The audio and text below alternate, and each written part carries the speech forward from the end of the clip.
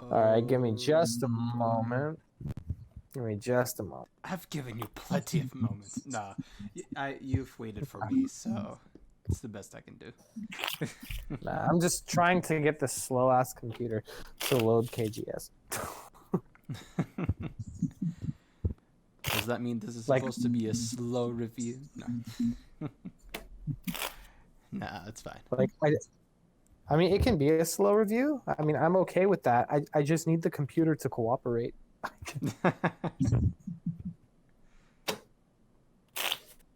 Come on. I know we have Sigobon on this machine. I know because I put it there. What if they removed it? Then I will kill my staff.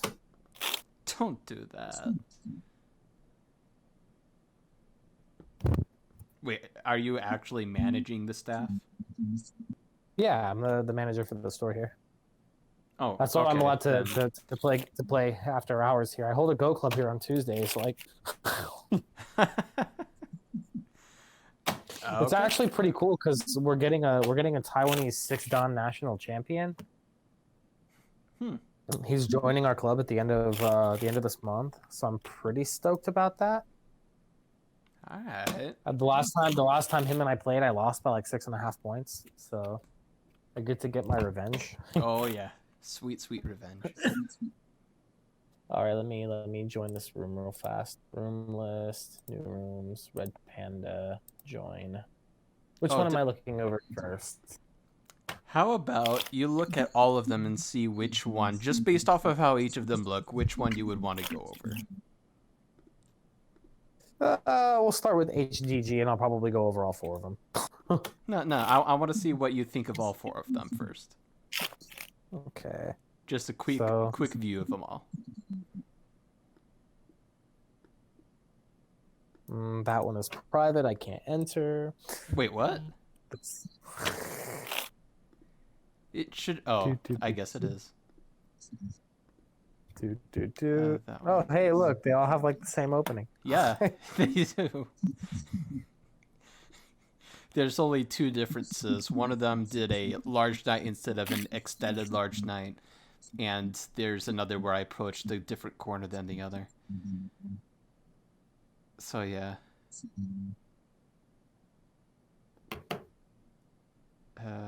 There we go. There's that other one. But anyway. So I lost 2 of them and I won 2 of them. That's not a bad ratio. It's 50-50. But yeah, with where's that first one? I have like all of them. The HDG, there we go. I'm interested in the ones that you lost mostly, so which ones did you lose?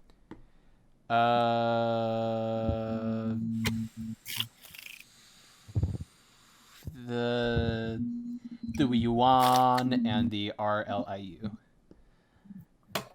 Okay, so we can skip over HTG and H Lloyd. Oh, okay. So remove. Come on. Okay. And we'll start with RLU 505, I guess. You were playing white in all of these games? Yes, actually. That's a tall order, my friend. Oh yeah. White's my favorite color playing Go because call me OP. It doesn't matter to me if I'm black or white. It just doesn't really matter. You're not good enough for Comey to be OP yet. That's okay. Once you get there, so mean. For first step to becoming a good player, prefer white. I mean, in a way, I kind of prefer white, but because then they get to make the mistake first rather than me. Well, white is much more reactive. I think it's easier to play, to be honest. Yeah. But if you have opponents that are good at using like initiative, then white can be a little difficult sometimes, even with Comey. All right, I will need control for the Arlu game. Yes, I'm just reorganizing windows because you made me delete some of them, or not delete, but remove. Is that the right one? That where's the flipping thing?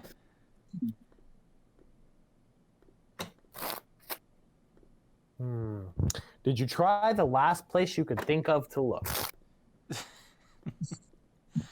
Oh, there. Wait. Okay. I found it. Yes, I found it. Okay. Oh crap.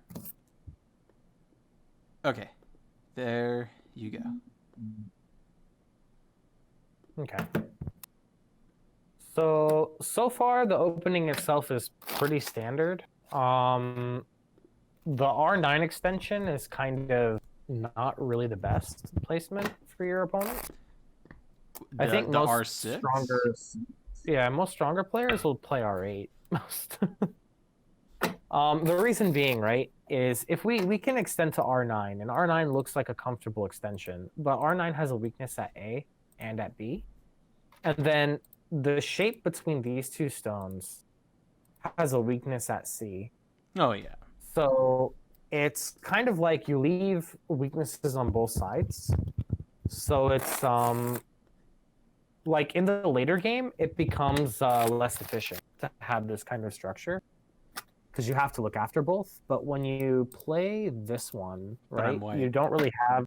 No, I know. I'm saying for your opponents, it's important for you to know this too. True. When they play this one, now the only weakness is really here, and then you know they can just like 2-space low pincer, or they can kick you and back off, and then if you go this way, they can kind of cover the R6 weakness just by playing this move. All right, and they get a pretty decent territory out of it. And white doesn't get the same Aji later on in the game that he would have. I guess I don't see how R6 would have been a thing if R8 was R9. So let's take a look, right? When R8 is at R9, white gets a move at A. Yes. Which makes a move at R11 much bigger for white, right? Yes. So you can imagine white coming in and us getting the same variation. Well, whoops, that's a little farther. And then white getting this move. Now white gets to extend to R11 with like a Sente tempo, and black's gonna have to add a move. And then later on, black has things like the clamp for a local testagy. True. To continue using that one stone. So that stone actually gives white a lot of outside potential, and it makes it easier for white to settle and destroy the other side.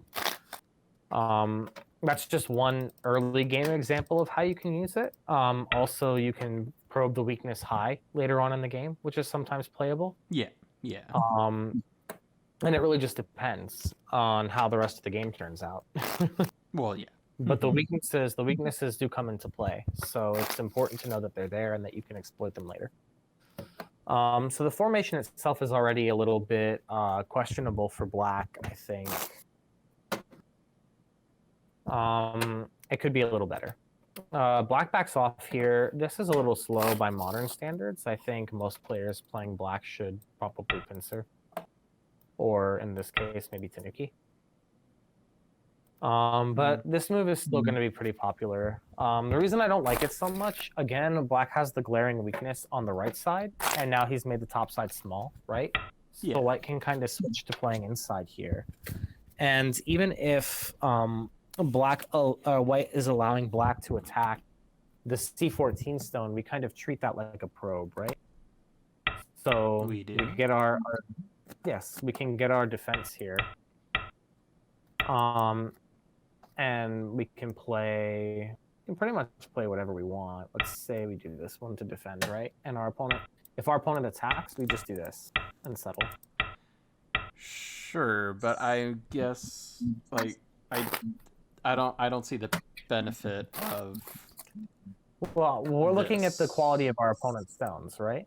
Yes. What have we managed to do to black's top side? It's low. Right, and we've forced black to take outside development on a low area, which is already good enough. Even if we allow black to have this one, right? Where it looks like it's turning down the left side, white doesn't actually have to care about that. It just encloses high. And already the game is looking not bad for white in terms of territory. Are you shuffling cards? Yes, I am. It's like my stress ball. So you always have the option to settle at C16, so you don't have to answer locally. This is like Kobayashi shape, so this is become a little bit old style now, but it's okay. I like Kobayashi. I like the old ways of the Force. Yeah, this one is fallen out of favor because of 3 weaknesses. Yeah. Obviously the weakness at A, the weakness at B, and the weakness at C. Mm-hmm. So most of the time we don't see the D10 in this shape anymore. It's not bad again at like the 1Q level, but as you get stronger, this move should fade away. Getting more tighter groups that are locally strong with a global purpose is typically better than wasting an entire move on a side extension that's not really interacting with the board that much. Like if you compare that shape to black getting this enclosure, right? In this True. case, black's going to have both double O enclosures. That's fine. You know, his top side's not that big to develop. But black's also covering the R14 weakness ahead of time by doing it. So he gets O17 a move earlier, which is a little bit better value. Despite the top side being the same position, white doesn't have the ability to get such a comfortable group on the side anymore. Because now black can just kick it and pincer. And you kind of lose the weakness inside when black gets to defend the R9 stone this way. So white's losing in 2 places here because you played the one slow move at D10. It's just on the board, black's gote is doing more than white's gote is. And there's far less weakness in black shape than white's. Gotcha. So that's probably why I would like either do this now or maybe invade Sansan or play the inside approach. All very, very good moves.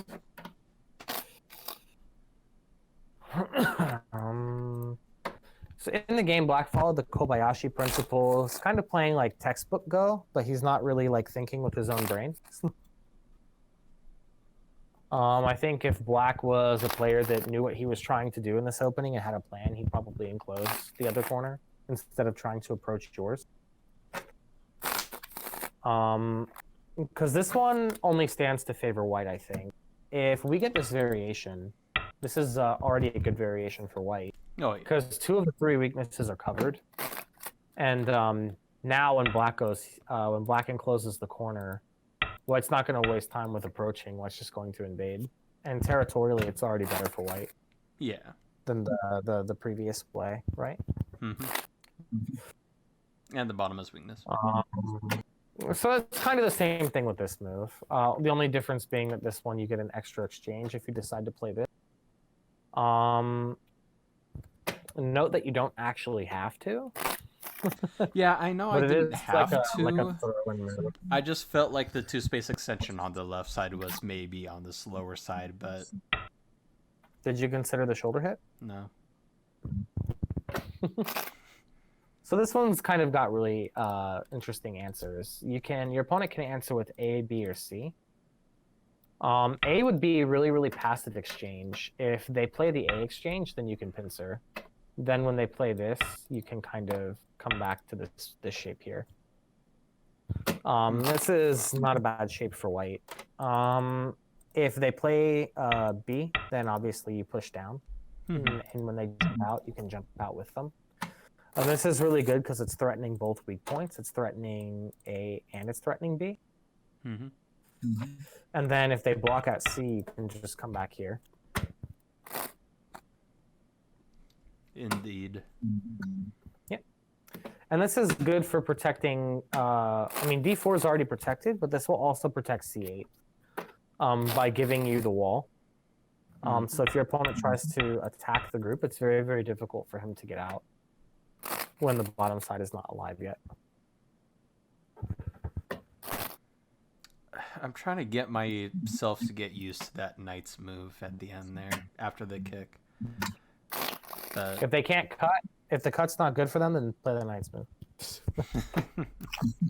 All you have to read is the cut. But in this case, this is why you don't really see J3. This is why typically, as black, you'd see this one, because this shape is harder to profit directly from.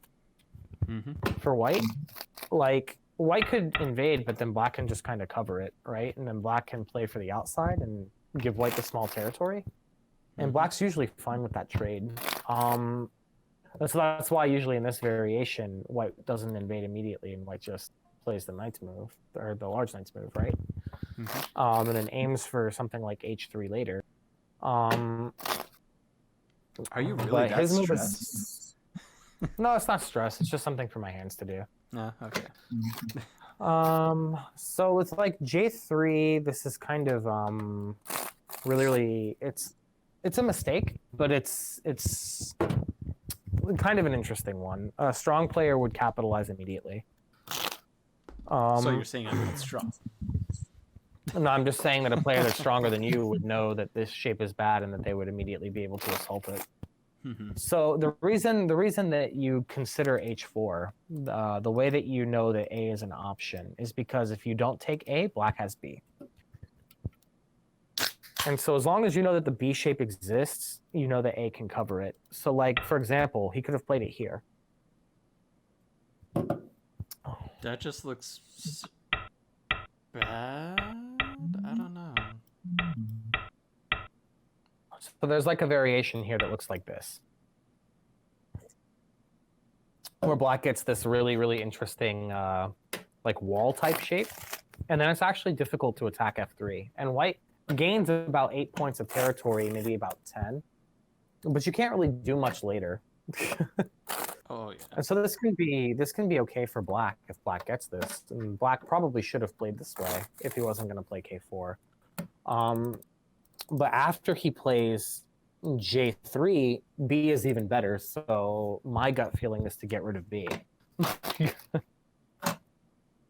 And to attack him directly so that I can cover that weakness. No, I want D5 to not ever be a problem. Yeah, I wouldn't either, even though that's not something I would do if I were black either. It just doesn't look like something I would do. It's a pretty standard move. You can find it in a lot of pro games. I don't look over pro games anymore, even though I plan on doing it sometime. Again. Definitely do it. It's good for positional judgment. So I'd say L3 is a move that I'd see probably up to like 4 or 5 down. The shuffling is taking over your voice. I was saying that this move is probably something I'd see players up to like 4 or 5 down play. Okay. The L3 move. It's not a bad move. I just think there are other options too. Something bigger than 8 points. It's about 9 points, but it's 9 points subjectively. Yeah. When you encourage black to defend like this, I mean, again, we're still playing textbook. And black is playing like he's playing from the 1970s, 1980s. There's not really a lot of modern shapes happening in this game right now. I don't know my modern shapes. This would have been very standard to see in a pro game in Japan in like the 1970s, like the late 70s, early 80s. And then obviously your next move would probably be this one, which is not at all a bad result. It's just difficult to do anything against black next. So the S3 point becomes a little bigger for you in this shape because you want to cover the N3 weakness. And black gets Sente again to cover O17, which he does in the game. So at this point, my evaluation would be territorially, black's better. And white has to start taking some of the territory back. So I'm thinking this invasion is probably next, or like this invasion. No. Instead, you play this attachment. See, I felt like going into the right might be too soon, and I needed to continue getting what territory I could, because we were So you need a talking very- territory for so long. But it's my evaluation. I know my evaluation is not all that good. Well, so you want an area that you're likely to get Sente out of. If this move can get Sente, then play it first. Otherwise, you have to handle the biggest area on the board. The top left corner is not the biggest area here. Yeah. You know. So this is, if your opponent's nice enough to give up Sente because they're bad, then yeah, this could work for you. But if they don't give up Sente, don't hope for it. That's one way to put it. This is definitely a good move for black, and then black should Tanuki right. So now what he's done by making the A-B exchange, he's actually made your stone here pretty redundant. Yeah. You don't really need it because you're alive in the corner, so it's like kind of like the whole too close to strength thing. If I was white in this case, I would want this this triangled stone to probably be like right here. Yeah. You know, for better potential development. So this is why I say that your stone is awkward. It doesn't look like a bad move to a lot of players. Like, it doesn't look like D16 or D10 becomes bad, but this push actually hurts the D10 stone. No, it makes sense to me. And black should take Sente. No, they push one more time. He pushed again. I mean, defending the territory is sort of big, but I think invading is still more appropriate. Like, Yeah. at most, what's he going to get out of this shape, right? Because you can, like, theoretically speaking, right? You can give up 2 stones and you're still alive in the corner. Yep. So at most, he's taking away 8 to 10 points. And if you're telling me you can't gain 8 to 10 points by invading at S16, then something is wrong. Everything I do is wrong. But no, And at least this way, he consolidates the bottom left territory as a big territory for you. He doesn't have a territory single-handedly that's as big as that, so that's a pretty good asset for white to have. Always be aware of those trades. Because allowing A for B is kind of passive for white, and you only serve to hurt the D10 stone more. That move wasn't good by black. You should play here. This is definitely like the vital point globally for black shape. The goal for black now is going to be to probably play something like O10. So he's going to force white to play in a way that's going to fix the R7 weakness to reduce the big Moyo. 10 again. No. No. The shape for black is definitely this one. Yeah. Because he's going to get a 30-point territory somewhere, whether you like it or not. Mm-hmm. Which will probably match white's entire left side, which really isn't that big. It's like a 3 by 1, 2, 3, 4, 5, 6. 7. So that's like 18, 2, 4, 6, 24. It's about 30 points at most. So this will already match it, and then black has 2 more corners. Mm-hmm. So black will be a little bit ahead, maybe 15 to 10 points. Yeah. White's hope will have to be whether or not he can get some strong attack against this bottom group, right? Mm-hmm. Yeah. It's not impossible. You can start by probing it with something like this and see if he connects here, because then you can play this move, right?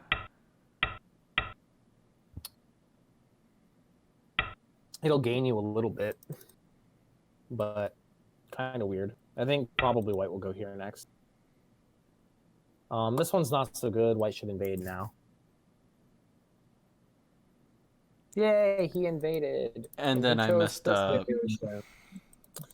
Yeah, you didn't have to go so hardcore. You probably just do this. Yeah. I was thinking, oh, I should try this Joseki because I don't ever do it. And I need to get better at it. I don't really care about Joseki. I don't care to study Joseki. I don't care to learn Joseki. I just want to have an honest idea of what it is I'm trying to do, and I play a move that looks like it gets me close to that idea. And then they just happen to be Joseki in my reading. That's usually how it goes.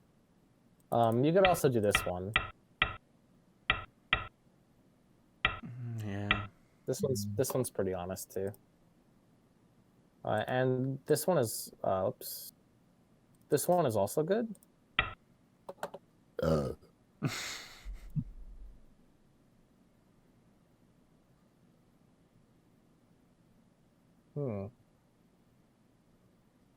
Hmm.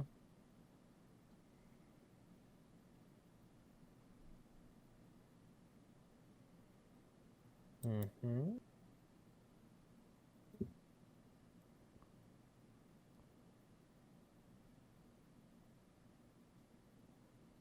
Yeah, I messed this up too. This just like I don't know. None of the fights here went well for me. He answered it this way, huh? Mm-hmm.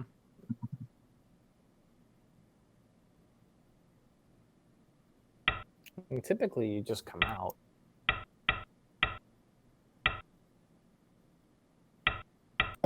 And you force this fight. But I'm not your typical kind of guy. Well, at least you see it now. You know, and if they block it like this, then they're trying to revert it into the same position. But that's okay, because if they block it this way, you just treat it as a good exchange. And then you can just go here immediately and pull back. Allow them to defend it, get this in sensei, and then just come out. True. Would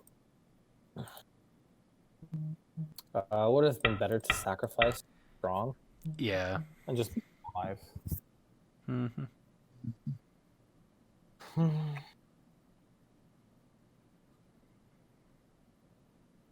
But you know me, I'm weird. And not very traditional.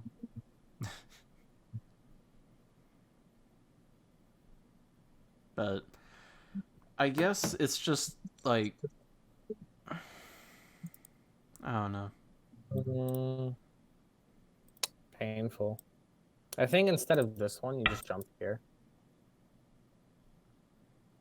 Yeah. This one is a little better. You get access to this move, which is not horrendous. You can start filling in liberties in Yosei and force them to swallow R7. Mm-hmm. This one just makes me want to cry.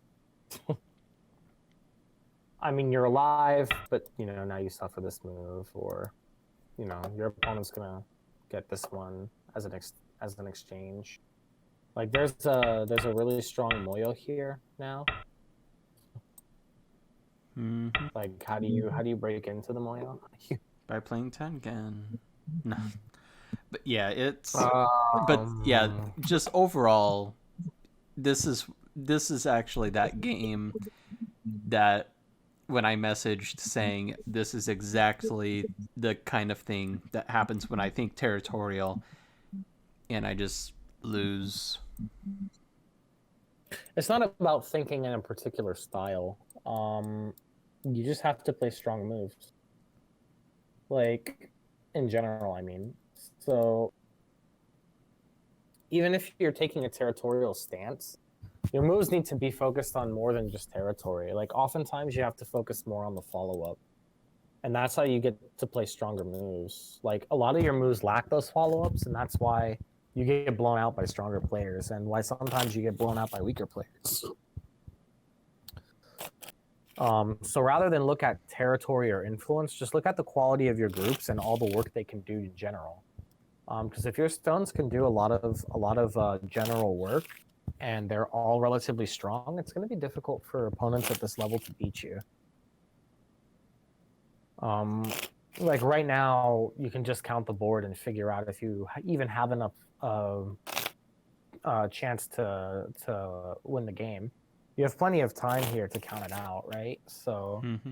2, 4, 6, 8, I'm gonna be behind by about 20.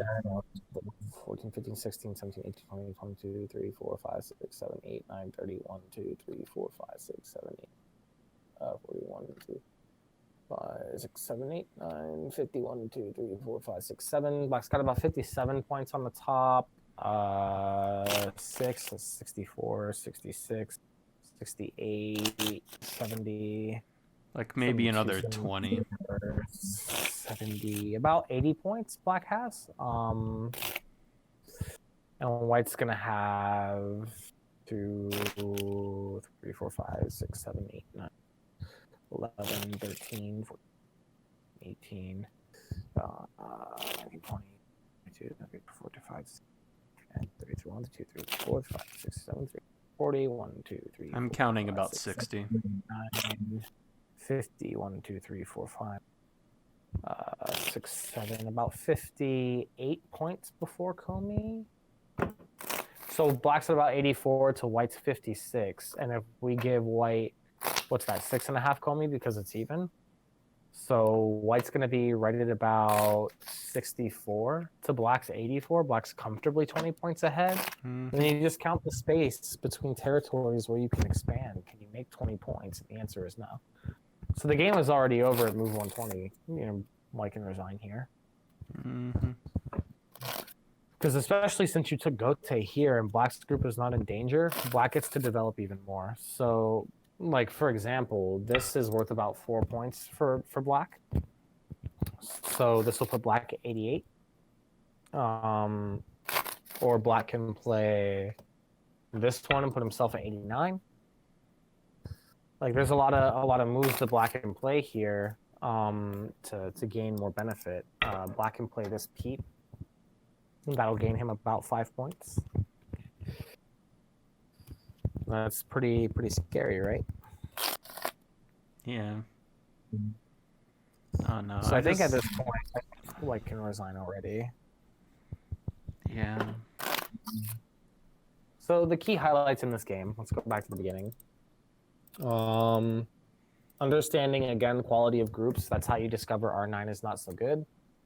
Groups that have these weaknesses on both sides tend to get worse as the game goes on. So keep that in mind. They deteriorate quickly and they often require further investment, which is generally a pretty big cost to play a move like R9. Identifying what commitments are. So C14 doesn't have to be a committed stone. You can play R14 because C14, when Black backs off, is perfectly capable of living on its own. So you should always consider Tanuki here, especially when your opponent has the chance to fix a weakness while enclosing a corner. Very, very big to take that away from them. Again, allowing Black the opportunity to fix the right side while playing 017 is huge. Like, this is already a losing game for White out of the opening. Like, you're really far behind. Mm-hmm. Right? Yeah. I'm just so used to playing Kobayashi. I don't like... I mean, I know that just leaving the C14 stone is just fine. I just don't... Well, you need to have your own plan. Yeah. So if you're playing an opening and trying to get a plan based off the opening you play, you're doing it backwards. You should have a plan and you should match your opening to whatever the plan is. That way you can have cohesiveness in stones. Because once you get into the middle game, if you just play an opening for the sake of playing an opening, and then it deviates from the original plan of that opening, then all of a sudden your stones don't work together, you have no cohesion, and it falls apart like in the game. Right? And this game, Black had more honest moves. So here, White 100% should have split up the right side or reduced with R17, you know, something in the top right. D10 is just not the move on this board. Mm-hmm. Because the top right corner is going to impact 2 parts of the board. D10 is only going to impact 1 of them. But you have to understand that changed because Black played A. You know, when you approach a Black reinforces the top at A like this, even though the top loses value, it makes a move like B bigger for the right side. And territorially, A is a big move. So it's a nutshell that you want to make B either smaller or you want to play it yourself. So definitely consider 1, 2, and 3. I guess And don't just blindly play Kobayashi. Well, when it comes to the opening, I mean, it just looks so open that I just the upper right that I just don't know what to think, what to do, because there's approaches, there's the 3-3, there's heck a shoulder hit. Use the context clues, right? Mm-hmm. So whenever you see a 6-space extension, you can always think to yourself, I should split the 6-space extension. It's 1 space too far. If black wanted to have an ideal extension from that corner, it would be at R10, where you don't have room to comfortably make a base, right? Mm-hmm. That's like fundamental. So you can already assume, okay, if I approach inside the 6-space extension, it should be okay for me. So locally, you know for a fact that at least playing on 5 is going to be locally good. If you're wondering which approach is better, you just simply look at the rest of the board. What's better between the top and the bottom right side? Well, the top side doesn't have as much of a weakness, but the bottom side has an R7 weakness you can use. So 5 is going to have extra tempo because black's not as strong in the lower right corner. And these context clues will help you determine what the right move to play is. But honestly, you could play any one of these 3, and I'd say it was good. Because even if you play, like, for example, if you play 3, and he decides to go like this, well, now his move at R9 looks kind of silly, right? Oh, yeah. So this is already successful for white, just to be able to do this. You know, if he pincers you, then you don't really care. You just run in the corner. Mm-hmm. You know, you can get a position like this, and now R9 still looks kind of silly. Because now you have a strong group right above that stone on the same line, on the R line, and eventually that R7 weakness is going to be a big question. And the M16 stone doesn't really develop black much. White's got some living options with O17. Black's going to O some moves. So he can't even really develop the top all that well. The C14 stone is pretty happy because it can attach on triangle and live in the corner. So you don't have to worry about that stone. It's not a commitment yet. And if black kicks and defends like this, you can just make a base. Or even better, you can just play this and then invade it. But then I have 2 right? Well, so here's the thing, right? The top's not valuable. So if he attacks the 2 stones, why do you have to give a shit? Because they're 2 stones. No, you just live in the corner. Is it that... I'm gonna eat your stones. Have fun with that. I'm gonna live on the top with this attachment. or I'm gonna Hane under here. Shit, if he stops that from being a thing, right? Like, let's say he goes through the process of really trying to make this thing work. How much points does he actually get from this? At most, it's going to be 20. What? 2, 4, 6, 8, 16. 10, 12, 14, 16 points? Sure. I'll just take this, or let me enclose a 22-point corner. There we go.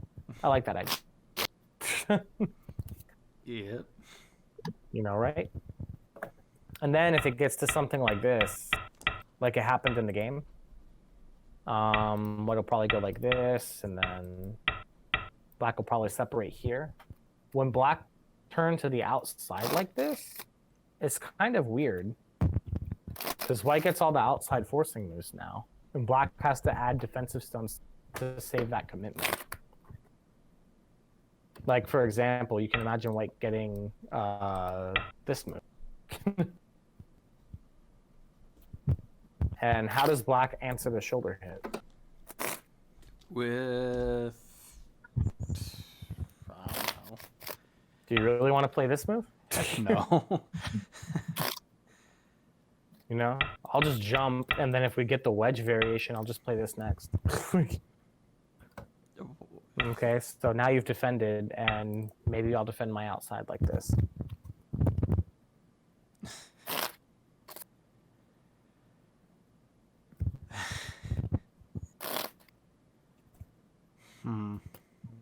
Right? And just, I identify what the job of the stone is. Like, what work can my stones do here? Like in this position, when I have you approaching here and we get the kick and extension, yeah, you could play this move. But what work is the group on the top doing after this is played? Like, let's assume the black takes the corners. What work are we going to get out of the 016 stones in the future? Maybe hardly anything. Yeah, right? They don't have a follow-up. They're just kind of settling in an area that was already small. When the right side was far more valuable to black, he was much more committed to the right side. We helped him get the right side, and we get a move that's not really able to do much more on the rest of the board. If anything, it's going to be a liability because as our opponent attacks us, we're going to have to continue answering. So why would we invest this extra exchange? Right? Right. Clearly, this exchange is helping black, but a lot of players will do this on principle, even at Dawn level. But when clearly this is not a good move. But we're making and they should base. And they should be doing something else, like throwing in. Identifying the weakness in the opponent's shape and figuring out how to use the Aji to break in. You know, you can see this kind of sequence. It's not really that hard. Yeah. You know, you just play the one sacrifice stone of R7. You were never going to rob that territory anyway. So you might as well use the throw-in to force him to commit 2 moves to keep it, and then use that to get 2 moves in a much more valuable area. True. You know, so this is already pretty strong for white in terms of tempo. Even if he gets another move on C14, it's alive, so white doesn't have to care. And if black tries to attack the 2 stones, the top was already small. It gets a little bit bigger, but white can make it smaller. Like, even if he wanted to, you could play this variation, right? Mm-hmm.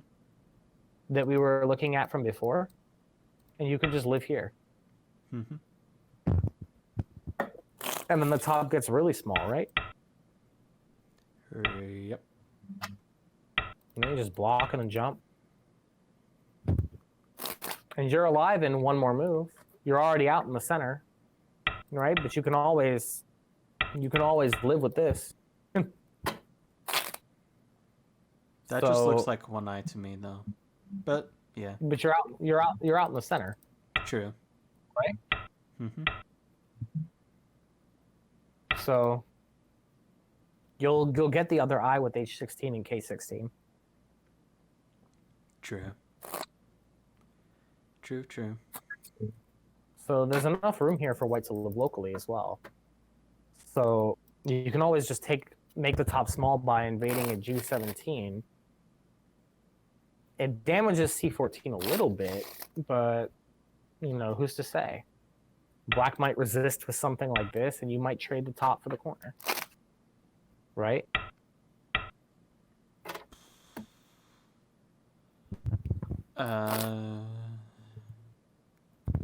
You know, you'll have the option to take C17. I mean, in this case, I'd probably take this corner because you have the Mii, but you can always trade the 1 stone for the inside exchange like this too. And now the black J17 exchange is kind of passive, right? That means that later on, black's going to have to answer moves like this. It's going to have to answer moves like this. Possible moves like this. So if you get into a fight where you get any of those attaching moves as part of a fight elsewhere, it's going to be damaging to his position on top because of the nature of the inside step. Gotcha. Is that making sense? Yes. Yeah. I'm just trying to process it all so I can actually apply it to my games. Note taking. Oh, I've been doing that, yeah. I've almost filled up an entire how many lines are on here? 1, 2, 3, 4, 5, 6. Okay. But anyway, I digress. 22 lines out of 28. You can block this and just go into a 3/3 variation too. It doesn't even really matter what variation you get into. Like, this is already good enough because you're forcing him to make a wall on the top side. And even if he tries to, like, go for this variation, you could just play this and then go for the fight. True. You know? So Except I don't know And this part. you can literally Josekipedia this or use Wall Theory. PS Wall Theory is better. And you can look at local positions from the 3-3 that start from this fight, and you can learn all the variations that way. It's one that I highly recommend learning because it's pretty popular amongst pros, so a lot of stronger players are going to use it against you, and you'll need to know these fighting shapes anyway. They're pretty common fighting shapes and test. Like, not.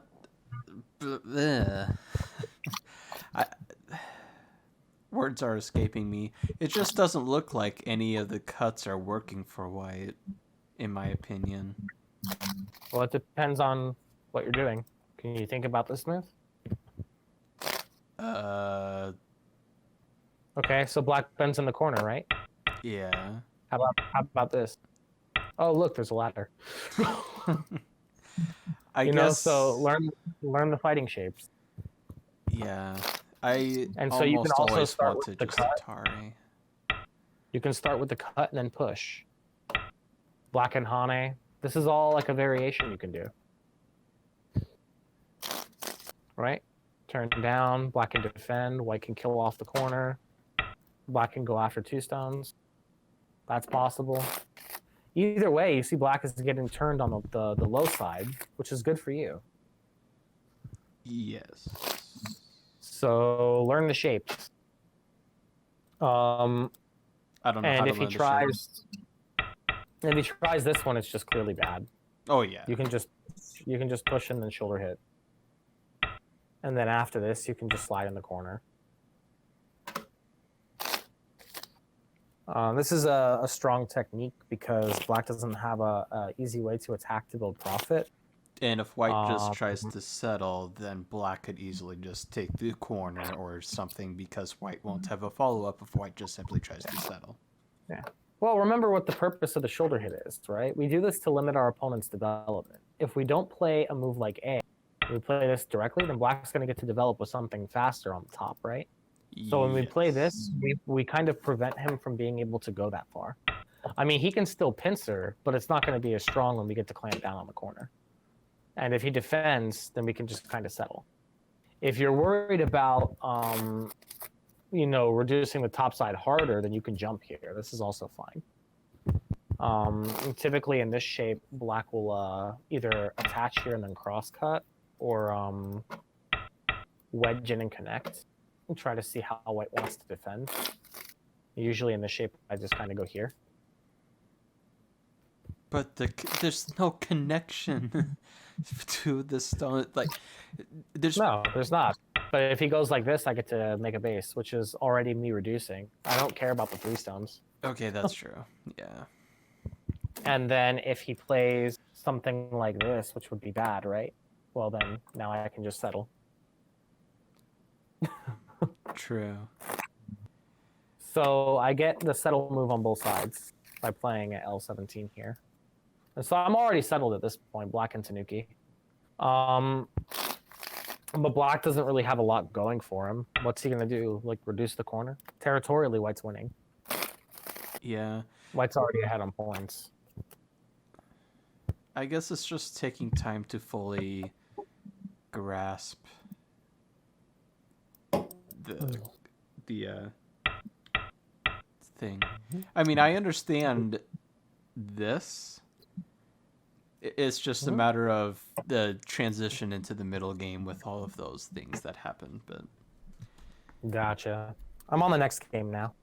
Yeah. That's part of the positional judgment. Part of positional judgment, the fundamental, is being able to track real-time changes in the board state and be able to identify what areas are growing larger in value and what areas are getting smaller in value, and also the change in work and efficiency of stones. They all fall under the positional judgment category, and you have to refine each of those things individually to get good at them. Yeah. And so really the best way to learn Go is to identify your weakest fundamental direction of play, positional judgment, reading, and then you work on that fundamental specifically until you've improved it. And then whatever your next weakest one is after that improvement, you do that one next. And you just keep working on them in a cycle like that until you get stronger. That's what actually got me through my my 5-dan barrier I was stuck at for like 5 years. Hmm. It was a method that I designed with or developed with True Style. I just feel like I'm weak with everything. There's too much to do. Well, you are weak with all three, but you're weakest in one more than the others. What are the three again? Reading, positional judgment, direction of play. directional play, Uh-huh. and positional judgment. Yep.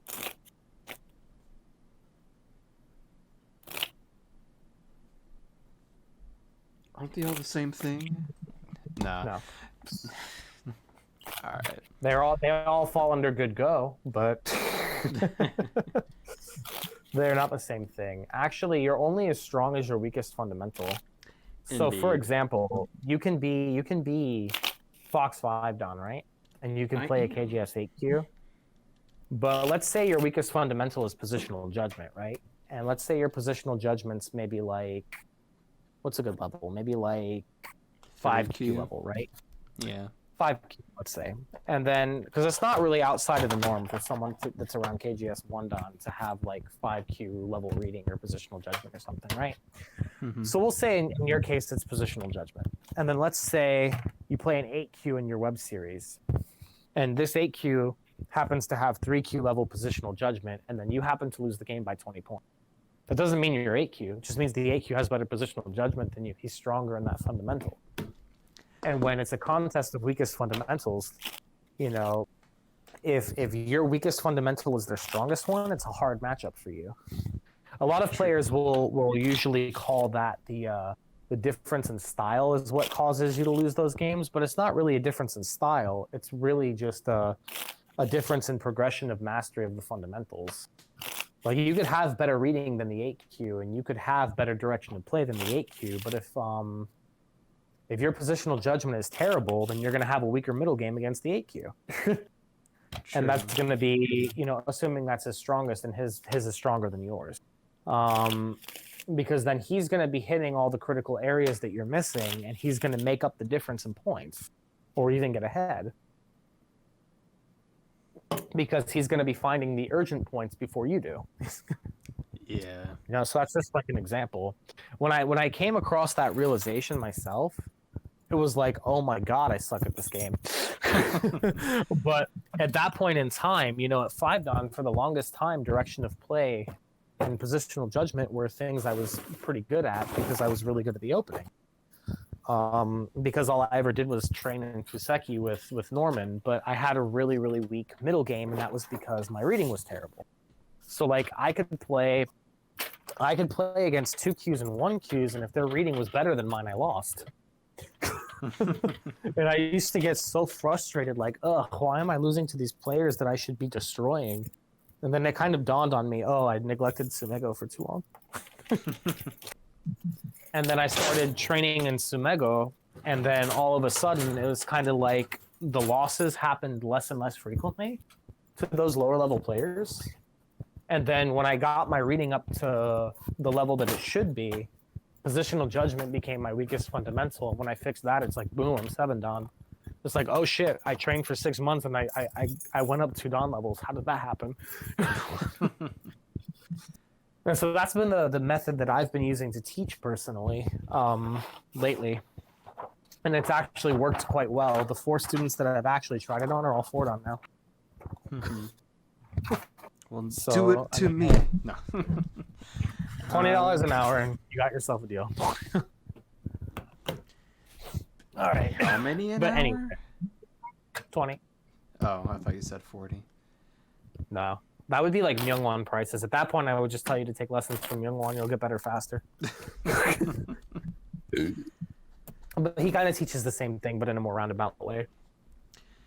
Yeah, I want to get better, but it's just. I'm in the Wu Yuan game, by the way. Well, so this is good because I can kind of identify what the weaker fundamentals are for you. Wait, Like your positional judgment was really, really bad, and your direction of play was really, really bad. So hopefully this game will tell me which one of the two is worse. Wait, you're in the which game? The Wu Yuan, That's the 1Q the one versus I 2Q won. game.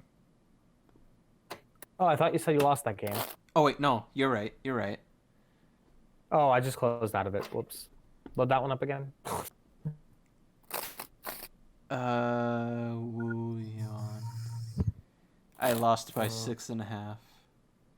You lost by Comey even while... Well, you didn't have Comey. If you'd had Comey, you'd have won. But you lost by Comey. Yep. So the game was close. But it was still pathetic. So his strongest fundamental and your weakest fundamental were about even.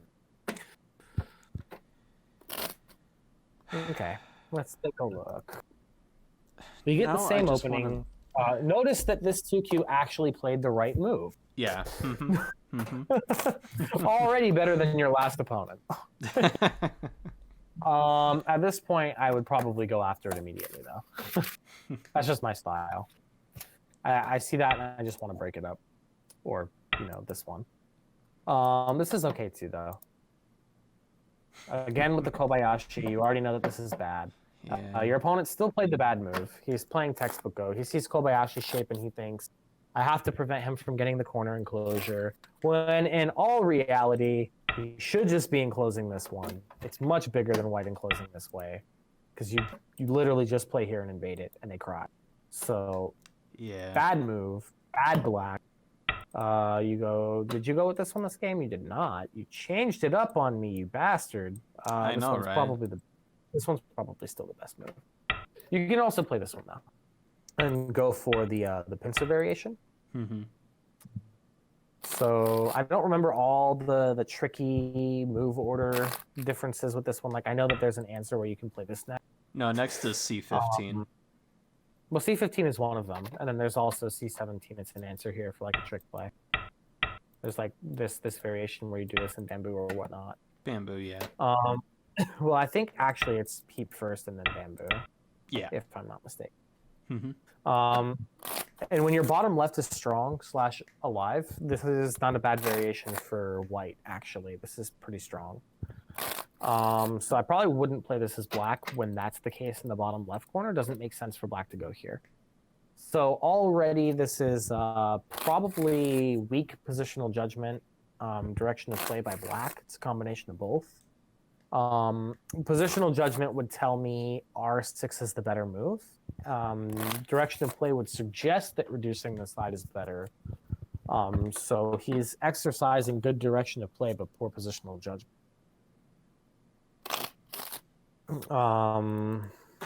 So yeah. You pincered already, he played the attachment, and you opt not to go into the variation that allows the crosscut. And you revert it to a 3-3 Joseki, that's fine. You get a pretty common build shape, but the issue again, you still have two weaknesses. The left and then the Yeah, well the left's not even a thing. There's no territory on the left side. Just the H17 weakness and the M17 weakness. Both of them are still. Yeah. Mm-hmm. Black played this one. This is still not good. If Black was going to play a big development move, I'd rather see this one or this one. Black should be enclosing here if he's going to play a Gote move to develop. This kind of side extension actually doesn't do much except tell white that white's going here next. You played the wrong side. Yeah, I know. So just count the spaces. Yeah, the bottom is bigger. I was just thinking that because the bottom was so big, I could do the other approach and then just do something else on the bottom, but nah. At this point, he just backs off, and he's got 5 spaces, and actually H3 is not awkward here. Mm-hmm. So he kicked, and then he played high. This is... it's consistent with Q10, but it's not working with H3. He'll need another move to make this better. Or even... I mean, I guess if he's seeing that A is a possible follow-up, then this could be okay. But if he doesn't know that A exists, this is not good for black. I wouldn't even see A either, because when I see that move, the E8, I just think white jump and cut. I mean, it just doesn't make sense to me.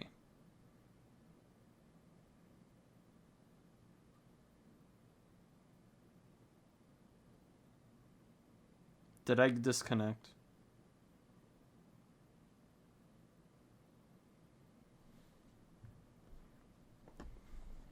I think I did.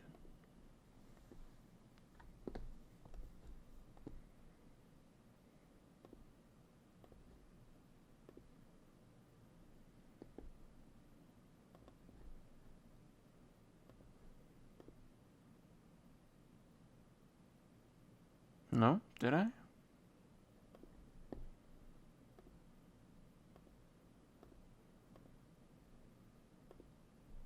No, it says I'm still here, but I don't hear you.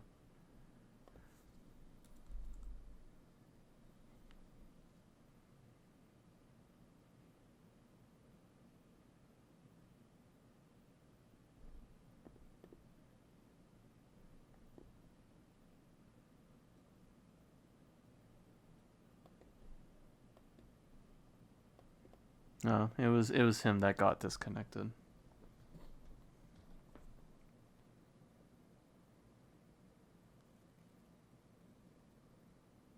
Sorry, I ended up getting a phone call. Ah. So like black could hope for something like this, and then some kind of reduction like this move to But get ahead of white. But why wouldn't white just jump and cut? White can jump out like this, but then white has to be prepared for this. What's so bad about that? It's very, very difficult to actually hurt the two black stones. Like black is going to get to settle with the group here pretty easily.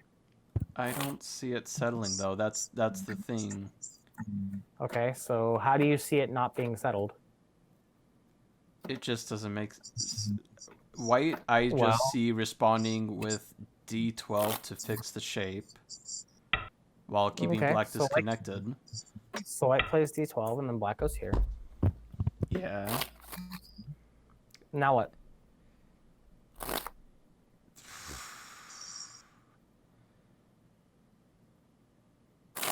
I mean, B7 threaten. Okay. Well, that kind of feels. Okay. See, that's just the thing for me, though. It's just not clear to me. None of this is something I would think of. That's the thing, and it. Okay. So it's all about shape development with this kind of a sabaki, right? I don't know any shapes of development. Sabaki is all about making shape development. So you have to understand what your basic shapes are. The elephant's jump is 1, the diagonal is another, the knight's move is the 3rd, and the one space jump is the 4th, right? And you have to understand how to build these shapes into the more flexible shape, which are your things like your dog's head, your pizza shape, your pillbox, your boomerang, right? And then this one weird knight's move shape where it's like the knight's move and the elephant jump combined. Mm-hmm. So like those are all of your basic sabaki shapes. The basic shapes that you make when you're trying to sabaki something. As long as you can see how to turn a single stone into a sabaki, then you're pretty good. But usually you do that just by looking at your stone's follow-ups, right? Mm-hmm. So locally, when we have a stone on the 4th line that's developing, we can shoulder hit on the 5th line to try to force it to the 3rd. That's a pretty local side-reducing move. It's pretty standard practice. Sometimes you'll see players that play black, they'll do it in positions like this, right? Mm-hmm. Against the 3rd line stone. Well, you can use it against the 4th line stone too. The idea is you're trying to get your opponent to be passive. And when they play the jump to cut it off, the stone has to have a way to either run out to the center or expand to the side to make eye space, or both. Now, if we jump down, we see immediately that white's going to pincer at C10, right? Mm-hmm. Now, it doesn't take, a rocket scientist to look at the board in a series of exchanges. We've exchanged A for B. Yeah. And the benefit of this is that white has left the territory open. White's saying he's not interested in side territory. He wants to surround us and link up to N7. That's fine. So now we have to figure out how to develop the A stone further. If we jump to C8 directly and try to develop immediately, then we get pincered and our group becomes a stick and it's heavy. So we have to make a more dynamic shape. Well, what other forcing moves do we have on the board? We have this attachment at C, we have the attachment at D, we have the pincer at E, right? Mm-hmm. So we know that we have these forcing moves because of the nature of this shape here. When we have this kind of shape on the side, we know that we can pincer or attach on either side of it. It's a weakness in the stack. And C is specifically a weakness because of the knight's move. You can always jump cut the knight's move, and it's always a good thing to do. In this case, jump cutting the knight's move could be good because if white takes the ladder, we have a ladder breaker, right? Mm-hmm. Which would allow us to escape. So we have the threat of all three of those that we can use. E is the one that gets our E8 stone the most shape, right? Or the most space, because it's expanding 2 lines further up the board. And it's putting direct pressure on C12. This stone is offering a trade. It's not committed to E8 because it's playing away from it, but it's also helping to develop E8 in the sense that it's an elephant jump. If our opponent pokes the elephant's eye, then we get to connect underneath and destroy the territory. Mm-hmm. So that's the threat. You identify the threat and you fix the shape, right? Well, now, when we play C8, there's no more pincer. And our opponent has to worry about how he's going to stop us from living. Well, guess what? If he blocks us, we're alive. True. And this just comes down to a life and death reading. You should be able to see this life and death. It's pretty easy. Yeah. So that's how you can look at the stone at E8 and identify this stone can settle easily.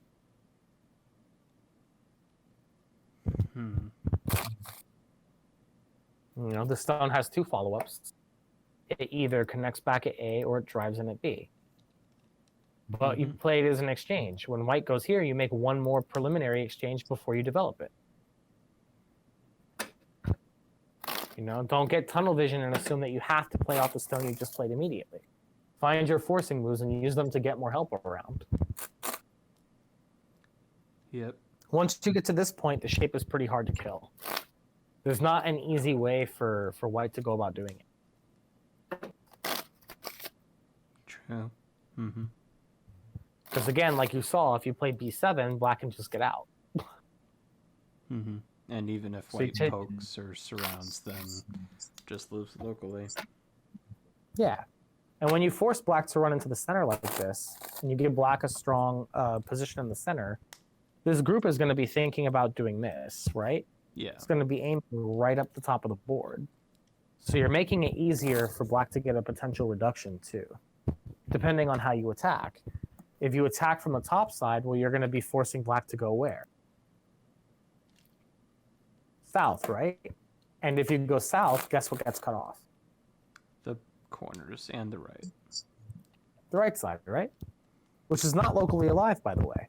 Mm-hmm. So this is like a global faceted plan, but black's got all of these individual local things working together because the quality of black's groups is so much better. And notice how black isn't attacking A directly. A lot of players would rush to cap at like L7 or something, or they'll play O9, but there's nothing to develop by attacking it directly. You have to surround it from the outside first and hit the other important areas before you attack it. But a lot of us, we like to play greedy and fast, and we like to think, oh, we have to do this now. When really, just press the brakes a little. Yeah. All right, so you're starting to see how this settles now? Yeah. I just feel more and more insignificant now. Why? Because there's just so much to work on, and there's just more and more flaws. For years, my friend, you have not worked on the right thing. You are just now beginning your journey into working on the good things in Go. All I've been doing is reading. And even Well, that hey. still... The Yeah. Chosen Egos will help you a lot if you do them like I told you. But this, I've already this done is, 38 so far, but... That's good. So this is really a useful thing to remember. This is something worth taking notes on.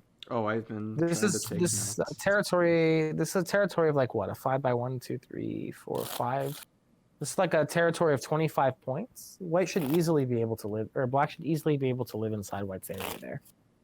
Especially since it's weak, it's not, defended on one side. That weakness is a liability in white. And this is how you would use that liability to Sabaki. You put pressure on that weakness from the outside, and then you use those forcing moves to come back and make shape. Any one of your good eye shapes that I showed you earlier. Yeah. So that I would just be didn't kind of know like the what black is term. hoping for. Yeah. I just didn't know the term that Sabaki was supposed to be the eye shape. Because, again, I don't know my terms. Yeah, well, Sabaki's like one of the more important ones. It just means to make shape in an opponent's area. That's all Sabaki is. But understanding the principle of Sabaki building shape is good in general because it'll help you make good shape moves. Like this is bad shape move for white. When black blocks down and white extends it up, black gets the high. And then if it gets into this position, it's pretty painful for white. So here you took the time to play a peep. If I was black, there's one move. I'd go here. Or whoops, not that one. I'd go with this one. Good. So already here, his positional judgment, really good. He's asserting that he should play the outside. White does have the option to live in the corner now. You're alive with this variation. And yeah, it doesn't work. This is okay, but it's not the right one. Mm-hmm. I mean, honestly, if you were going to play that, it would have been better to make the shape first. Yeah. And then, after some exchange later, just come back and play this move directly. Because then if your opponent separates you from like this side, you can just live in the corner. And it becomes a Miai.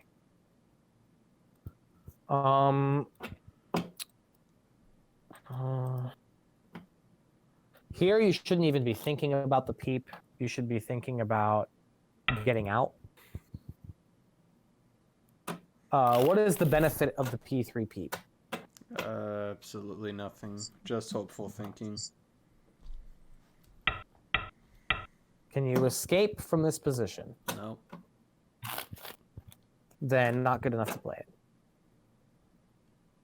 And that's just simple reading. Go here. Get space. You're fighting in these local areas, but you're not fighting for anything valuable for you. Looking in your own game, self-review is a really important tool as well. Look for these exchanges like P3 that are solely beneficial to the opponent. Take notes on these moves specifically and remove these moves from your game. Right? When you're thinking about making an exchange, a move, Sente move for an opponent's answer, ask yourself what the benefit of that Sente is for you, really. Right? Mm-hmm. Because if it doesn't have more benefits than what it does for the opponent, it's not worth playing. You're just helping the opponent at that point.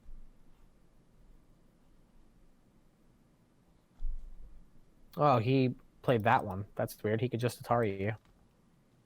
There's no inside cut. Mm-hmm. I mean, at best, I guess he could try this, but just capture 4 stones. White's at a liberty deficit in this position.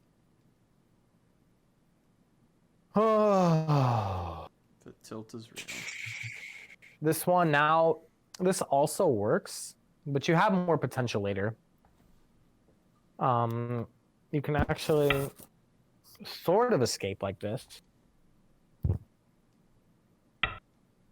I mean, I think he'll just go here, but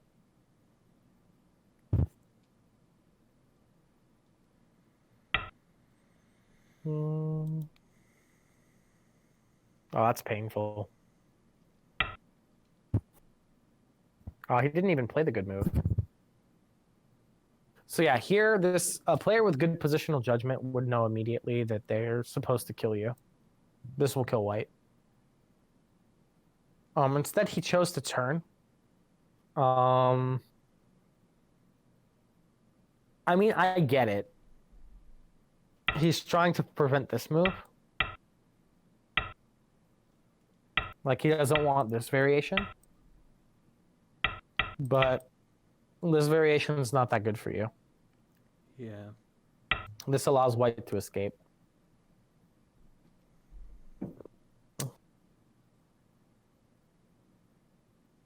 So here you chose to live.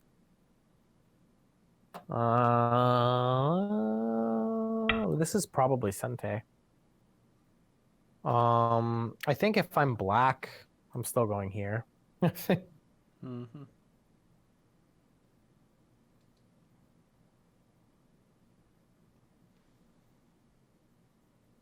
Not sure what you were thinking about with this one. Was your next idea to be to jump here? Because that's about the only way I see this move making sense. No, I was just trying to build up something in the center. The issue with this is that his shape is poking out one farther than yours. So inherently, it's not that great of an exchange. Also, you have a weakness you have to kind of cover with something like this or like this. And it's not really worth the consolidation to play this way. Because like black is not going to answer when black's pretty much alive locally. Black's probably just going to invade you. Or if he doesn't want to invade, he could invade this one instead, or this one, or he could reduce, or he could reduce this way. He turned. So he's afraid.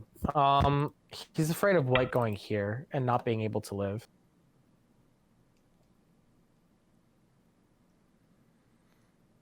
It seems pretty far-fetched to me, though. Because it looks like black's able to get out pretty easily to me. Yeah.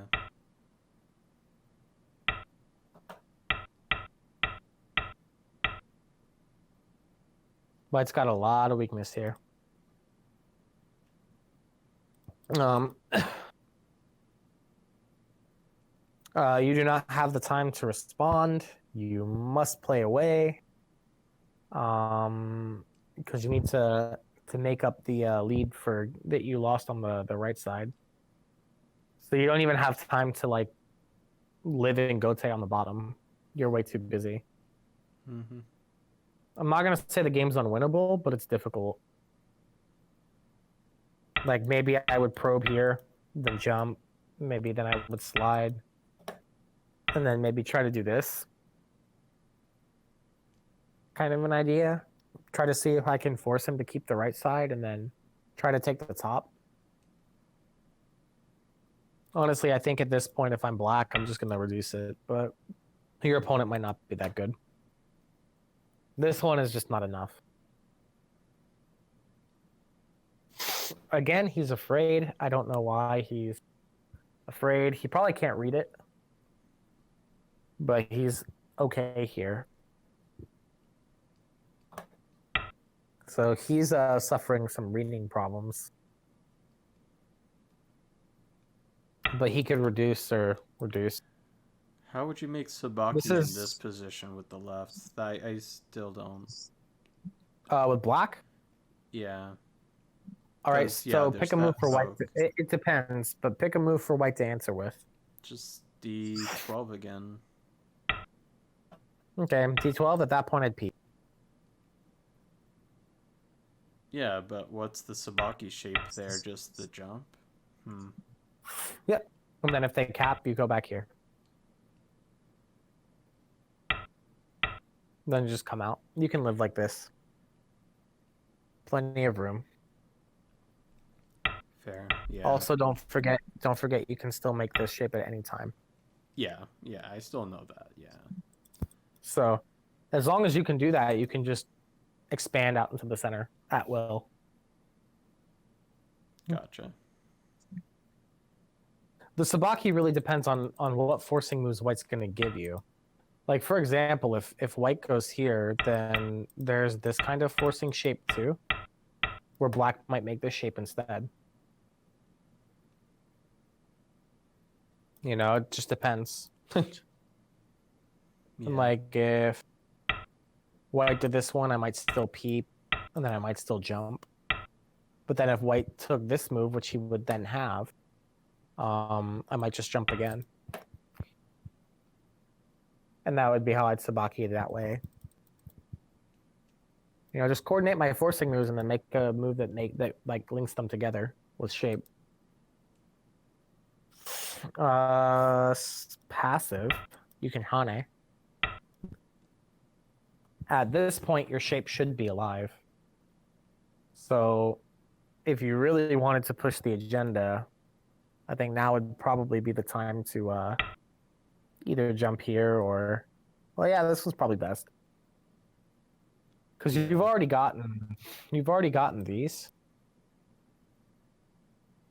to make a Moyo. And now when you add this, it makes 2 Moyos, right? You make Moyo A and Moyo B. Mm-hmm. And Moyo B can grow bigger when you jump here at triangle. So a couple of things for black to take into consideration. You know, how's he going to reduce this? Yeah. Looks difficult. This one's passive.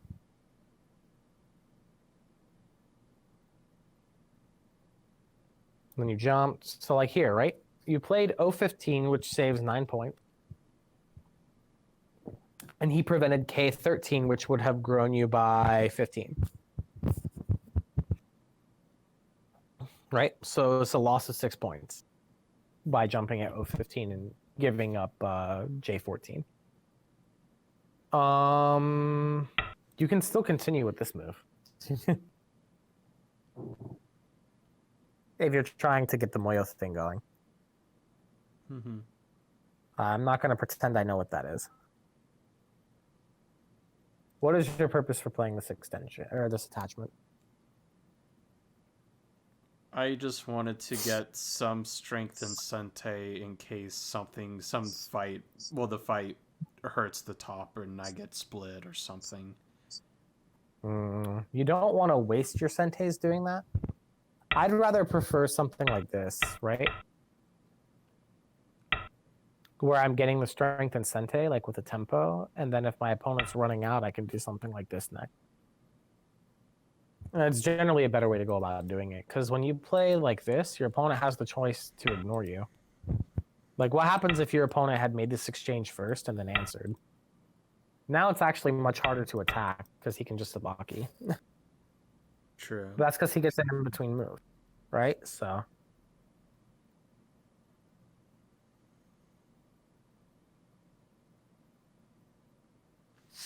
Okay, so here, you've defended the territory. That's pretty good. He jumped. And you shoulder hit. I don't know what that move is about. Just wanting to surround, but yeah. Yeah. So you can actually do this in Sente. How is it Sente though?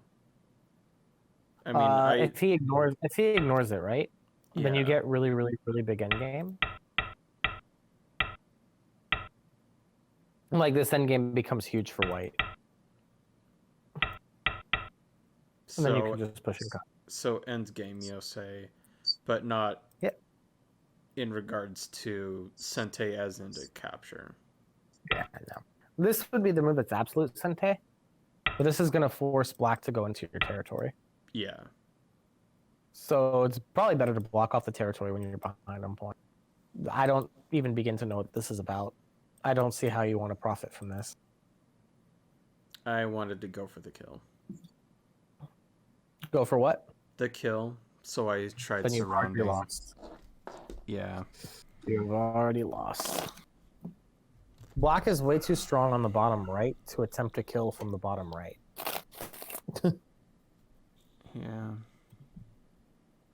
Okay. So, like, first and foremost, Sabaki moves that come to mind. Do you have a good answer for this one? Mm-hmm. So you attempt to surround. Now what?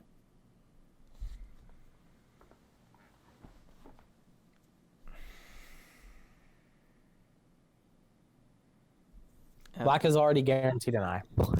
Yeah. Right? If you just defend, we can see Black's eye space forming. Right? Mm-hmm. Not hard to see that Black has enough room to make living shape here. Yeah. He started with this one. That's okay. You can clamp down on his eye space with a diagonal. Force him to run. But it's not going to be enough.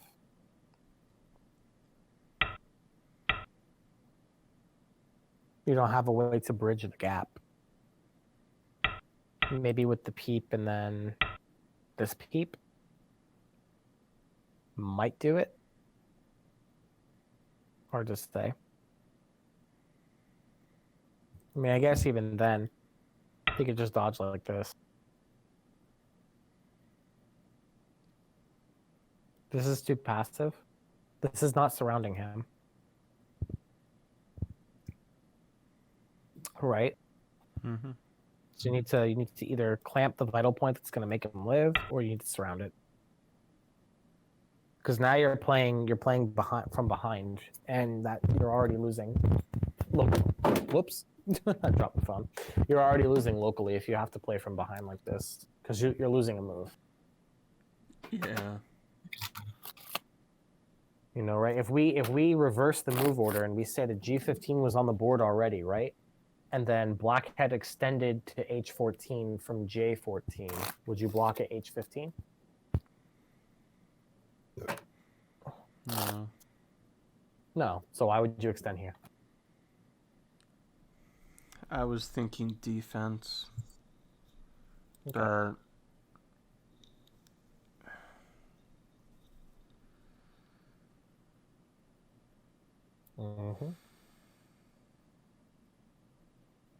Honestly, he could ignore this, and you're still nowhere closer to being alive on the side. Now he just kills everything. yeah.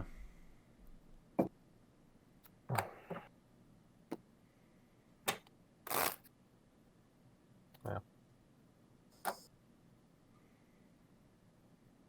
This peep probably followed by this knight's move would have been better. If you were going to try something like that. But either way, it doesn't look like you're going to be able to surround a kill. Looks like Black's got plenty of room.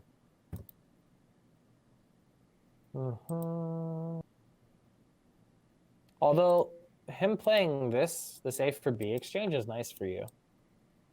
He made your A move really, really good by extending it to B. But he didn't have to do that. Again, if he had just read the position, he would realize that no matter what, White doesn't have space to live here.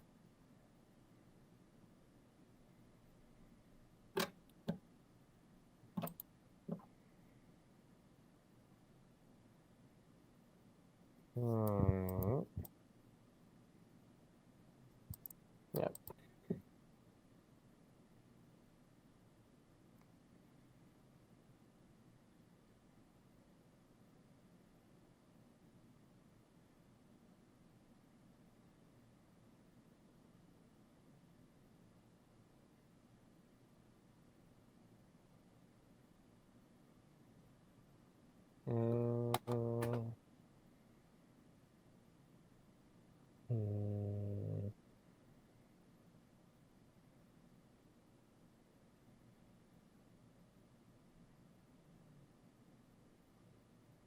Gote. Yep.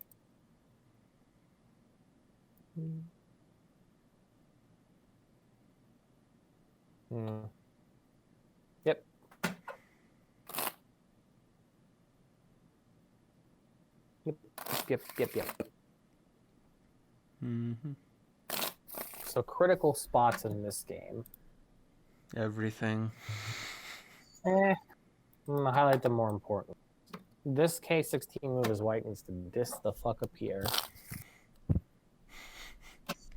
You need to play moves that are doing more on the board, especially in today's type of metagame for Go. You can't get away if you're trying to be stronger playing a weak move like K16. This move had better be doing more than one thing, and it had better be doing more than one thing for the entire game if you're going to play it. Here, just identifying what your more profitable side is. Obviously, the top side is the most profitable side, so you should cover that. That's the side you have the best fourth line development on. The bottom left corner, we just treat that as being strong and locally alive. We look at the bottom's follow-up as being this move. So it's kind of like you don't really have to worry about it. It stands alone. That's the great part about that shape. But I thought you said D6 was to help with the left side. It is to help with the left side, but you cover the top side first because that's the side that you're ultimately developing. When they play here, then you pincer to cover them from running left. But the reason that you do that is because that's the side that they have the most space on. It's not necessarily to develop A into a territory, because they get the option to play this variation, right? Yeah. But then later on, they can still pincer this. Mm-hmm. So it's kind of like, if it becomes a territory, that's great, but it's not like the active goal of playing this way. It's just kind of like an additional benefit if you get it. But it's not something you're going to lose sleep over if you don't. You pincered it and turned it into a 3-3 variation. That was fine. Your opponent played this move, was pretty slack. You didn't really have to worry about it. You just approached the bottom in your Gucci gang. But you approached the wrong side. You approached the side that you didn't have a comfortable solution with. And then we looked at the A point as being a good spot for Black to develop the bottom shape. The reason he can play it is because the bottom left is really strong. Mm-hmm. But already White's potential is going to be the left side and the top, and the left side has a huge weakness at B12 and C10. So White's going to have to play pretty actively to cover that weakness if he wants to turn the left into any kind of really big territory. This type of shape helps the opponent. It would have almost been better to see you play this one. We want to avoid making our opponents stronger in areas that's not advantageous for us to do so. I'm not saying that using a weak group and leaning on a strong group is typically bad, but in this particular case, you're kind of getting uncomfortable. Like, I would say that this would make sense if you were going to do this. Right? Mm-hmm. Are you with me? I am. I'm okay. Just low self-esteem about my games now. Don't worry about your self-esteem. It doesn't matter if you play good or bad. It only matters that you improve. Don't worry about rank. Don't worry about playing at a level. Oh, I don't care about rank. I just being shown these different things. Well, you have to be shown them to learn them. So be happy that you're learning them at least. So the stone is not a commitment. When your opponent answers, he's answering your probe, right? So you need this to more or less identify what your opponent thinks is important, and then you can count to verify whether that's the case. So in this case, he's saying the outside attacking 3 stones is important. He's correct in that assessment. But just because he's correct in that assessment doesn't necessarily mean that it's a wise move for you to turn your stone into a commitment at your stone at A. So here, White had an opportunity to make a shape. This is a pretty common shape for Sabaki to settle. You can just kind of remember the shape, the large knight by the 2 stones. It's a very it's not a shape that's immune to attack. Like Black has a couple of ways, but it's tricky to attack, right? Yeah. So Black can't really attack the group easily. When you play here, you kind of give up on the outside. And when you give up on the outside, it's pretty good for the opponent because they're getting everything that they want, and the bottom side was smaller by comparison anyway. So he blocked from the corner. He gave you the option to settle the outside. You didn't take that. You chose to continue in a spot that wasn't favorable for you. So I'd say probably positional judgment is your weakest one. So the best way to curb positional judgment problems, take a handful of games for various levels. So you're around what, 1Q, 1 on KGS? Yeah. So you're gonna want some 3 to 4 Don games. You're gonna want some 6 to 7 Don games. And you're gonna want some professional games to look at. Like one of each, right? Mm-hmm.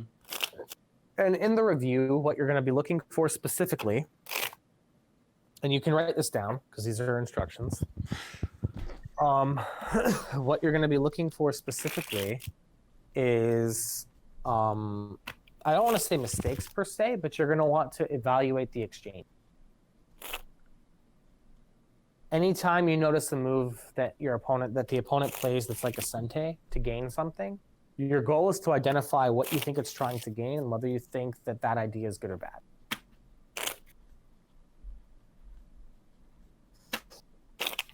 Let me know when I can move on.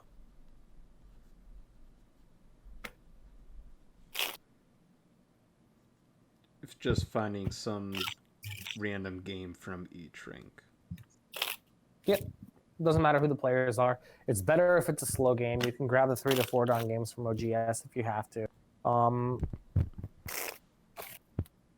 But the idea is really you're going to be looking for the exchanges. And that's for like the middle game part of positional judgment correcting. In the opening, your goal is to identify the urgent areas.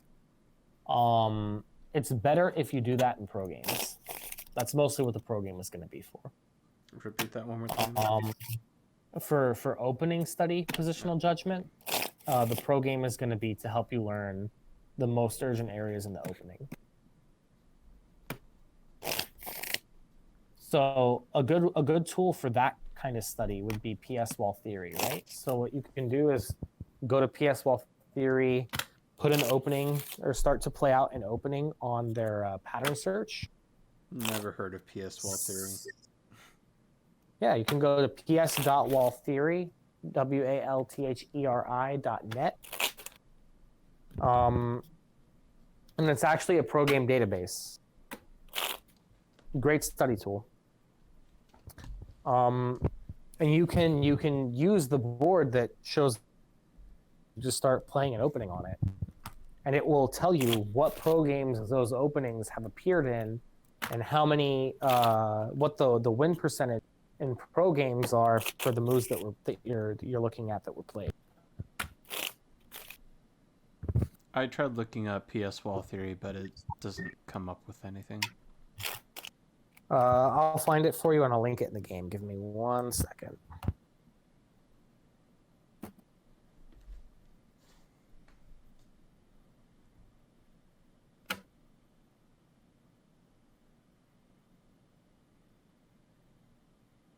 There you go.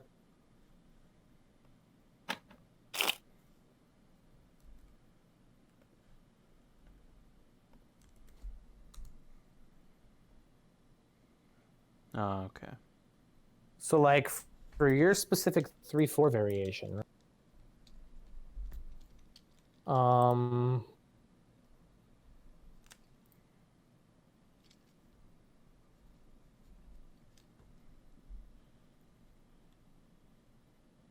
that it says that they've only ever had professionals enclose the corner in games, and in that particular opening pattern, white loses the game. So among professional games in the database, it seems that this opening isn't good for white. What it typically recommends is when your opponents get to this point, the most commonly played move is actually here. It's not the move with the highest win rate. It only wins slightly less than half the games at 41%. But it's relatively even, with being slightly better globally for black. But yesterday we were talking about how D6 was beneficial. D6 is beneficial. I didn't say D6 was bad. By today's standards, D6 is a beneficial type move. It's especially good if you can get C11. Yeah. But your opponent attached at C3 immediately. So unless you're going to Tanuki at the attachment and place C11, you're almost not going to get it. True. It's really good D6 when D17 is the opponent's stone.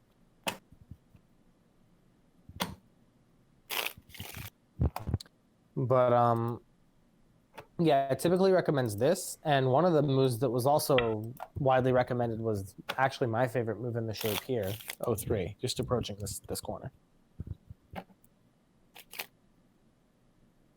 But you can see that there's a lot of different opening patterns, a lot of different moves, and it gives you the option to really explore a couple of them.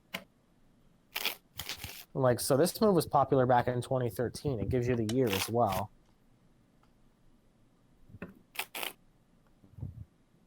But you can look over almost any opening pattern this way.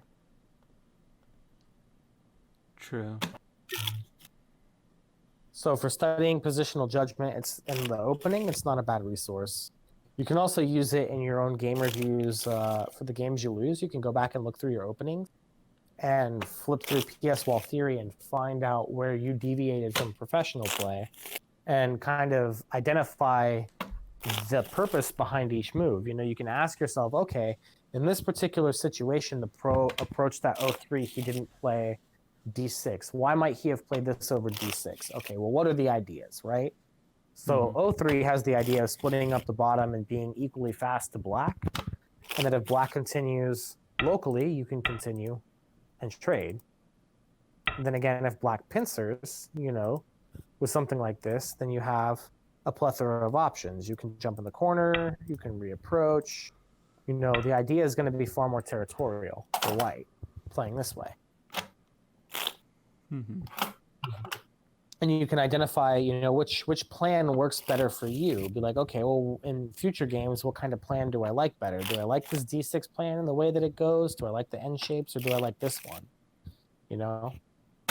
Like I said, this was the only game where your opponent seemed to have played the right move. Yeah. Where after this variation, he opted to play the close one instead of the far one. And I had some faith that his positional judgment was really good. And then this happened. Yeah. You know?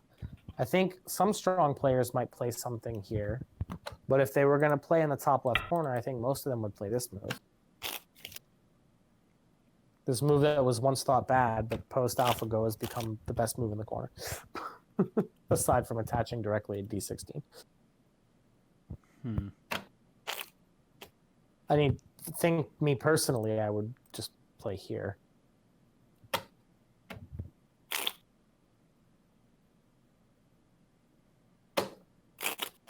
What does the website say? It doesn't have this opening. Oh. It doesn't have any records of any professionals approaching here. The only game that it did have, the player enclosed. But there's not that many pros that played this particular answer. It's not popular for the games that are in this pattern search.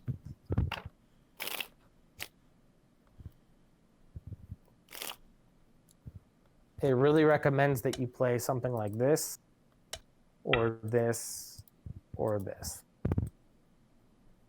I mean, this one's pretty self-explanatory. This is what it's going for. And then if it's a hyper-modern game, white can play San Joseki or enclosed 2-space high. I'm going to assume anyway that that's what it's going for.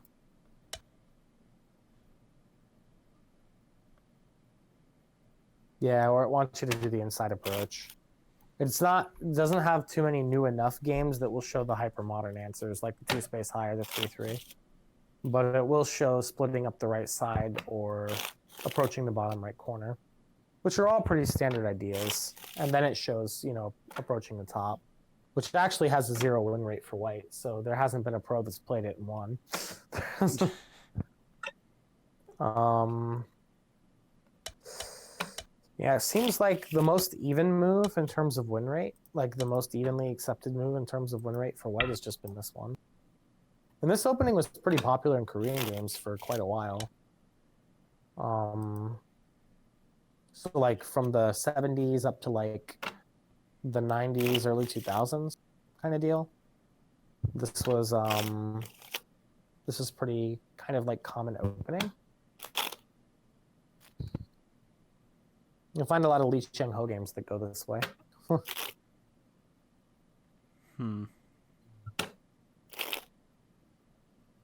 But yeah, it's just a good study tool. Indeed. But I'd say work on the positional judgment that way. Get a handful of games. The 3 to 4 down games, you're gonna identify their bad exchanges, as many as you can find. It's a 2-part process. The first step, obviously, be try to find as many of those exchanges as you can. The second is to corroborate them with a stronger player. So, like, next time we meet up, be like, hey, I reviewed these games, and I think these are all the bad exchanges I can find. Can you tell me if I'm, like, hitting the mark or missing the mark? And then we refine your ability to spot these bad exchanges through that review process. So that way you can add the stronger player notes to your own notes and make adjustments where needed. Right? Right, yeah. And then what I want you to do is for all the games that you pull, keep a folder on your desktop and store all those SGFs in. Yeah, that's what I do with everything, yeah. Yeah, so you can just label them like 3-don versus 4-don game 1, and then the next time we do this exercise, 3-don versus 4-don game 2. Because eventually what we're going to do is like a month to 3 months later, we're going to go back to the very, very first SGF, and we're going to go ahead from the very beginning on a clean slate, and we're going to try to find the bad exchanges again. And then you're going to compare your second attempt to your first attempt and see the difference. And again, what that's going to do for you is this is going to allow you to measure more or less your growth in real time. So you can see your difference in spotting bad exchanges from the first attempt to, you know, a month or 3 later. Mm-hmm. Yeah. So make sure you have those instructions written down.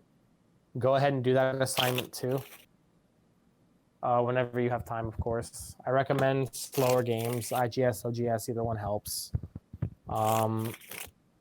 Or if you can find a slow 3 to 4 don game on KGS, go for it.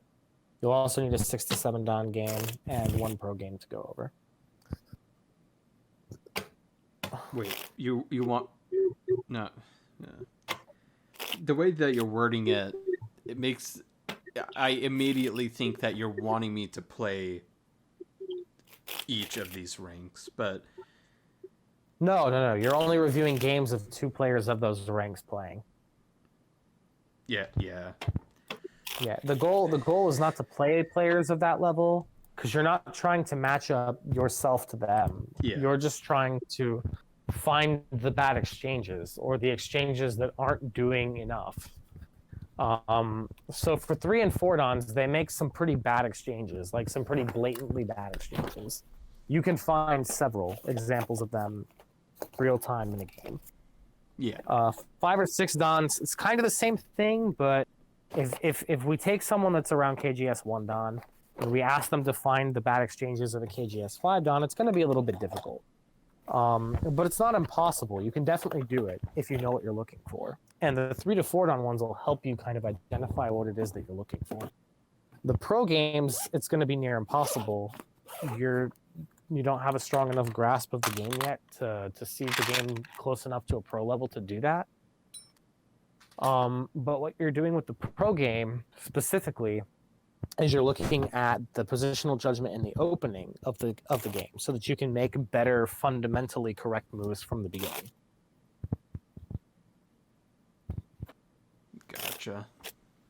So that's just the general idea of the exercise. It's an exercise that I do frequently as well, just to kind of keep my skills sharp when I'm not playing very often. Mm-hmm. Right now, I'm in one of those periods where I'm not playing very often. So I do this exercise every day.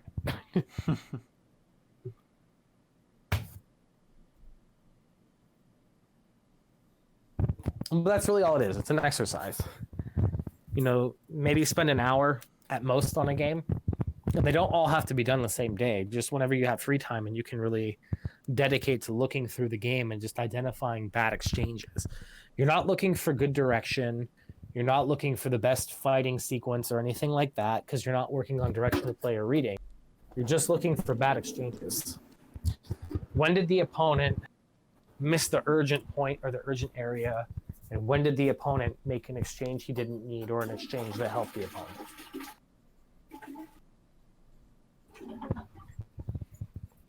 Because if you learn what not to do, you can isolate what to do from that point.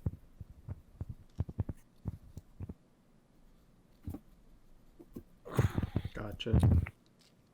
Yep. So that's my my homework for you, along with your Sumego training.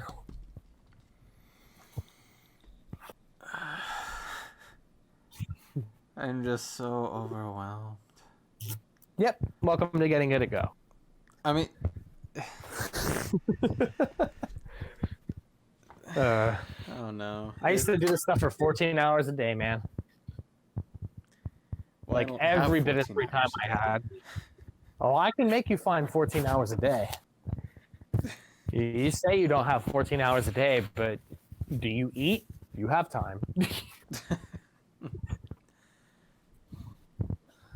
No, you just really have to, you just have to work it in, right? And I mean, like, that's 14 hours a day for, you know, when I was hardcore play, review, and Sumego, like, obviously you don't have to spend 14 hours a day to get really, really good at Go.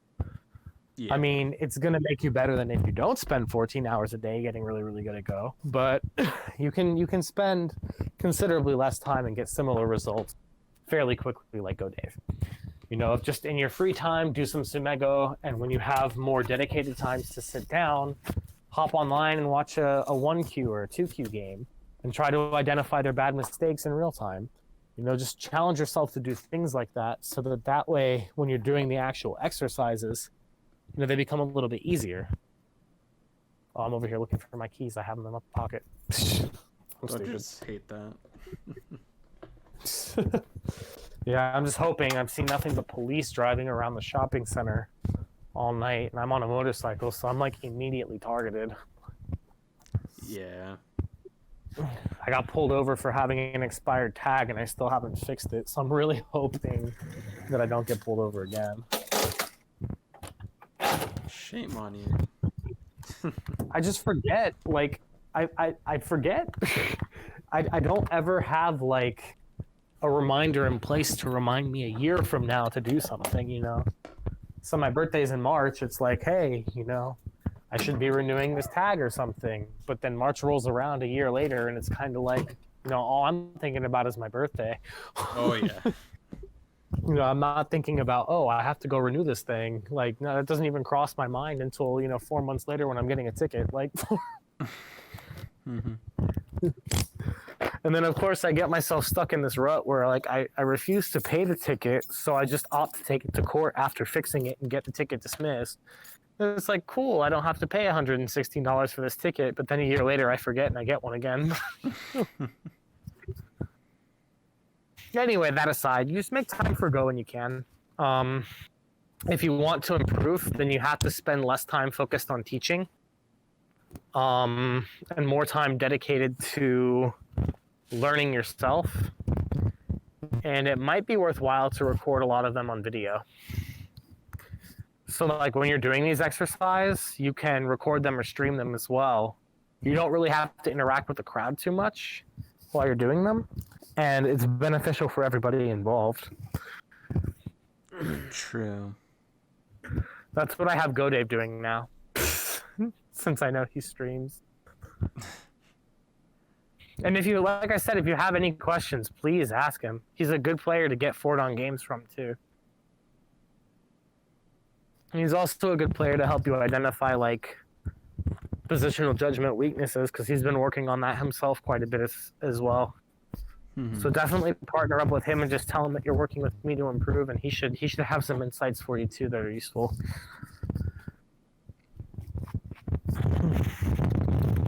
All right. Well, I look forward to seeing you again later. I probably won't be able to do anything tomorrow because I have Go Club. So I'll be here until like midnight, 1 in the morning running a Go Club. Yeah, and then I'm probably going to pass out and go to sleep. Yeah, I'm going to be busy tomorrow evening anyway.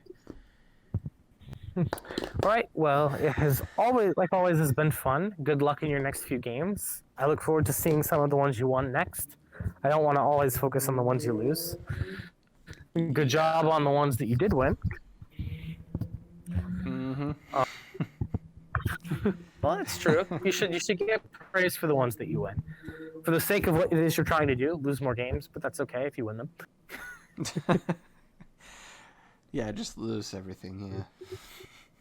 No, you learn faster when you lose. Gives you more study material. True. All right. Take care. All right. Thanks for your help. See you later. Yeah. No worries. Bye-bye. See ya.